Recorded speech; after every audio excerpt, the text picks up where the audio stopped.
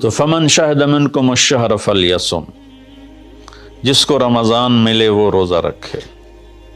تو روزہ تو انشاءاللہ رکھیں گے، لیکن میں تھوڑی سی ایک گزارش کروں گا کہ جسم کی صحت کے لیے اپنی غذا پہ کنٹرول کریں۔ شاید کوئی یہ نہ بتائے، میں رمضان کے آداب میں یہ بات بتا رہا ہوں، سحری اتنی دبا کے نہ کھائیں کہ عصر تک اسی کے ڈکار آتے رہیں، کھٹے ڈکار آتے رہیں، اور افطاری اتنی دبا کے نہ کریں کہ پھر تراویح کے وقت پڑھاؤ کہ ہن میں کیویں پڑھاؤں، اٹھیا ہی نہیں جاندہ، مجھ بن کے ڈٹھا پہ ہوندا ہے۔ تو سحری کھائیں اتنی کہ بس عام معمول کا پیٹ بھر جائے، کچھ حصہ خالی ہو، اور آپ کو دوپہر سے بھوک لگنی شروع ہو جائے۔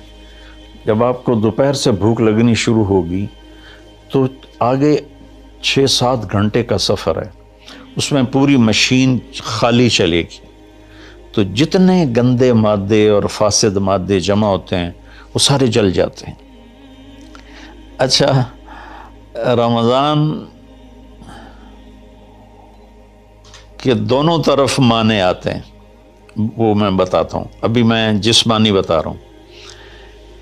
اچھا، ایک اور بھی بڑا خوبصورت رمضان کا معنی ہے۔ اللہ کے نبی نے فرمایا کہ یہ نہ کہا کرو رمضان آ گیا اور رمضان چلا گیا، کہو رمضان کا مہینہ آ گیا، رمضان کا مہینہ چلا گیا، چونکہ رمضان اللہ کا نام ہے، رمضان اللہ کا نام ہے۔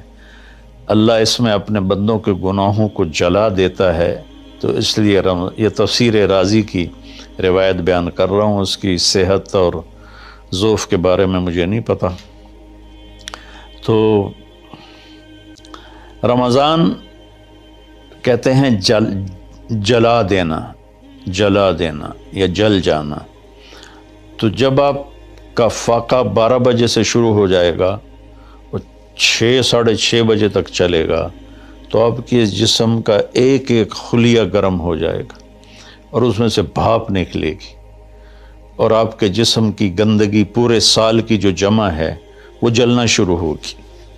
پھر آپ افطاری جب کریں تو سنبھل کے کریں، ٹھنڈا برف سے بھرا ہوا پانی اور روح افزا اور جام شیریں اور دودھ سوڈا، اور اس میں برف کے اتنے بڑے بڑے ڈلے ڈال کے جب آپ پیتے ہیں تو سارے دن کے روزے کا جسمانی فائدہ فوت ہو جاتا ہے، ختم ہو جاتا ہے۔ سنبھل کے پانی پئیں اور روم ٹمپریچر کا پانی پئیں۔ اس وقت معدہ گرم ہوتا ہے، اس میں ٹھنڈی بلا ڈالنا، اور پھر آپ اس پر دوسرا ظلم یہ کرتے ہیں کہ اتنا ٹھنڈا پینے کے ساتھ گرم گرم سموسے کھاتے ہیں، گرم گرم پکوڑے کھاتے ہیں، اور کئی ماشاءاللہ ساتھ وہ پیس کو بھی ملاتے ہیں، کوئی چانپیں ملاتے ہیں، کوئی پیس ملاتے ہیں۔ یہ افطاری ہوتی ہے اور پھر کھانا اس کے بعد ہوتا ہے۔ تو سادہ پانی سے روزہ افطار کریں اور مغرب کی نماز کے بعد ہلکا پھلکا کھانا لیں، اور پھر تراویح کا انتظار کریں، تراویح پڑھیں، اور اس کے بعد جس کا ذوق ہے ٹھنڈا پانی پینے کا وہ ٹھنڈا پی لے، گرم کا ذوق ہے گرم پی لے، لیکن برائے مہربانی کئی چیزوں کا اب میں ایک آپ کو مثال دیتا ہوں۔ یہ ہماری گاڑیاں ہیں معمولی سی، تو ہم اس میں دیکھتے ہیں کہ اچھا پیٹرول کہاں ملتا ہے۔ جس پیٹرول پمپ کا پتہ چلے کہ پیٹرول اچھا نہیں، ہم سزوکی والا بھی آگے چلا جاتا ہے کہ ویکھو چنگا پیٹرول کتھوں لبدا ہے، اور جن کے پاس مہنگی گاڑیاں وہ ہائی آکٹین ڈلواتے ہیں، جو پیٹرول کی سب سے اچھی قسم ہوتی ہے۔ تو ہم اپنی ایک چھوٹی سی گاڑی، چند لاکھ یا چند کروڑ کی گاڑی کو اچھا پیٹرول دینے کے لیے کئی کلومیٹر سفر کرتے ہیں کہ وہاں کا پیٹرول پمپ اچھا ہے، اور یہ جو گاڑی ہے جس کی آنکھ کا یہ ابرو کا یہ جو پپوٹے کا بال ہے، یہ اگر گر جائے تو ساری دنیا مل کے نہیں دے سکتی۔ ایک نوخن اگر گر جائے تو پوری دنیا مل کے وہ نوخن نہیں دے سکتی۔ کون چاہتا میں گنجا ہو جاؤں؟ اور ایک بال گرتا ہے تو پوری دنیا کی طاقت مل کر وہ بال واپس نہیں لا سکتے. تو اس کو ہم گندی سے گندی چیزیں کھلاتے ہیں. کچوریاں کھا رہے ہوتے ہیں، قتلمے کھا رہے ہوتے ہیں کہ افطاری ہو رہی. تو اللہ کے واسطے ٹویوٹا گاڑی میں صاف پیٹرول ڈلواتے ہو اور اس خوبصورت گاڑی میں گند بھر دیتے ہو، سموسے اور پکوڑے اور دودھ سوڈا اور جام شیریں اور روح افزا اور 7 اپ اور ٹھنڈے پانی، سکنجبین، اور اس کے اوپر پھر مرغے کے پیس اور چانپوں کے پیس، اور ابھی کھانا بعد میں کھانا ہوتا ہے. تو مہربانی کریں اپنے جسم کی صفائی کریں، اعتدال سے کھائیں. افطاری بھی اتنی کھائیں کہ آپ کی بھوک باقی ہو. تو آپ آرام سے تراویحیں پڑھ لیں گے. تو تراویح پڑھیں، پھر اس کے بعد آپ آرام کریں، جلدی سے سو جائیں. اور بعض نوجوان ساری رات جاگتے ہیں، ٹھیک ہے، کوئی بات نہیں، جاگیں، کوئی نفل بھی پڑھ لیا کریں، کچھ اپنی گپ شپ بھی کر لیا کریں. اور پھر سحری ایسی کھائیں کہ اب اس میں پراٹھے پک رہے ہوتے ہیں اور ہر گھر سے پراٹھوں کی خوشبو آ رہی ہوتی ہے. تو پھر پراٹھوں کا بوجھ اپنے اوپر نہ ڈالیں، سادہ روٹی کھا لیں، سادہ سالن کھا لیں. تو پورے مہینے میں آپ کے پوری باڈی کی اوورالنگ ہو جائے گی. یہ تو جسمانی فائدہ ہو گیا. روحانی لحاظ سے کیا ہے؟ شہر رمضان، رمضان جل جانا، جلا دینا، رمضان کا مہینہ. اس لیے اللہ کے نبی نے کہا، یہ کہا کرو ماہ رمضان آیا اور ماہ رمضان گیا، کیونکہ اللہ آنے جانے سے پاک ہے. تو اللہ کا نام رمضان ہے. یہ امام راضی کی روایت ہے. تو یہ نہ بھی ہو تو رمضان میں جلنے کا مطلب کیوں ہے؟ اسی مہینے کے ساتھ کیوں ہے کہ ہر روزے کے ساتھ اللہ اس کے گناہ معاف کرتا ہے، اس کے گناہوں کو جلاتا ہے، اس کی بھوک کی آگ میں جلاتا ہے، جلاتا ہے، جلاتا ہے. آخری روزے اللہ تعالیٰ کیا کرتے ہیں کہ اس کے سارے گناہوں کو جلا کے راکھ کر دیتے ہیں اور اپنی رحمت. اچھا، رمضان کا مطلب بارش بھی ہے. جو سبحان، عربی بھی عجیب زبان ہے. رمضان کا مطلب بارش بھی ہے. رمضان کا مطلب اگر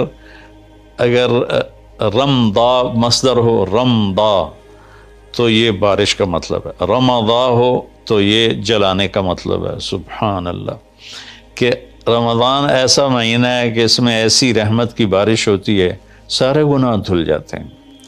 رمضان ایسا مہینہ ہے کہ اس میں ایسی اللہ کی رحمت متوجہ ہوتی ہے کہ سارے گناہ جل کے راکھ ہو جاتے ہیں، ہوا میں اڑا دیے جاتے ہیں راکھ کی طرح. تو یہ تب ہوگا جب ہمارا پورا جسم روزہ رکھے، ہماری آنکھیں روزہ رکھیں، ہمارے کان روزہ رکھیں، ہماری زبان روزہ رکھے، ہمارے ہاتھ روزہ رکھیں، ہمارے پاؤں، ہمارا دل، دماغ روزہ رکھے. تو پھر یہ روزہ، یہ رمضان بنے گا اور ہمارے گناہوں کو جلا دے گا یا دھو دے گا. اور اس میں خاص طور پر اللہ کے نبی نے فرمایا کہ شراب پینے والا توبہ کر لے، چونکہ شرابی کی بخشش نہیں ہوتی رمضان میں. ایک ہوتا ہے دلیر ہو کے پینا، کوئی نہیں، کچھ نہیں ہوندا، اللہ بڑا غفور و رحیم ہے، یہ تو سارے پکڑے جائیں گے.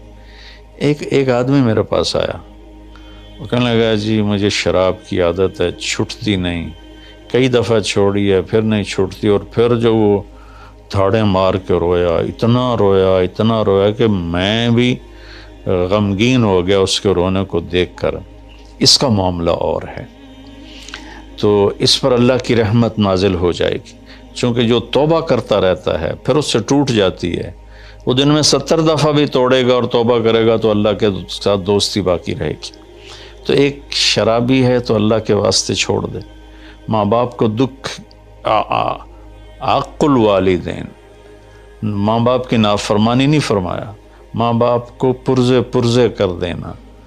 نافرمانی تھوڑی بہت ہر بچے سے ہو جاتی ہے، لیکن ایسی نافرمانی کہ ماں باپ کا دل ٹکڑے ٹکڑے ہو جائے، اس کو کہتے ہیں عقوق الوالدین، عاق لوالدیہم. جو ماں باپ کے دل کو ٹکڑے ٹکڑے کر دے اس کی بھی بخشش نہیں ہوتی۔ تو مشاحن جو دل میں کینہ پال کے رکھتا ہو کسی کے لیے، اور بغض رکھتا ہو کسی کے لیے، نفرت رکھتا ہو کسی کے لیے، حسد رکھتا ہو کسی کے لیے، ایک اس دل پر اللہ کی رحمت کی نظر نہیں پڑتی۔ اور ایک قاطع الرحم جو رشتہ داروں سے لڑتا ہو، رشتہ داروں سے ماتھا